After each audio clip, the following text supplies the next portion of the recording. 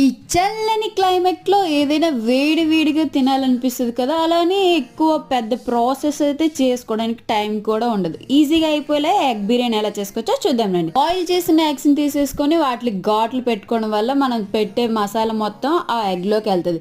Salt, పసుపు and ధనియాల పొడి, కారం వేసేసుకొని బాగా కలుపుకోవాలి. తర్వాత ఆయిల్ ఏసుకొని ఎగ్‌లు బాగా వేగేలాగా కలుపుకోవాలి. తర్వాత ఎగ్స్ సైడ్‌కి తీసేసుకొని ఆయిల్‌లో కొంచెం ఘీ ఏసేసుకొని బిర్యానీ స్పైసెస్ అన్నీ ఏసేసుకోవాలి. వేసుకున్న తర్వాత పచ్చిమిర్చి, ఆనియన్ కొంచెం కలర్ చేంజ్ అయ్యే వరకు వేగనివ్వాలి. తర్వాత టమాటా ఏసుకొని టమాటా కూడా వేగనివ్వాలి. 1 కప్ రైస్‌కి 2 కప్ వాటర్‌లో ఏసేసుకొని కొత్తిమీర, పుదీనా అండ్ సాల్ట్, ధనియాల పౌడర్, జీలకర్ర పౌడర్ అండ్ గరం మసాలా ఏసేసుకొని బాగా కుక్ చేయాలి. తర్వాత వాటర్ మరిగిన తర్వాత రైస్ ఏసేసుకొని, ఎగ్స్ ఏసేసుకొని మూత పెట్టుకుంటే ఎంతో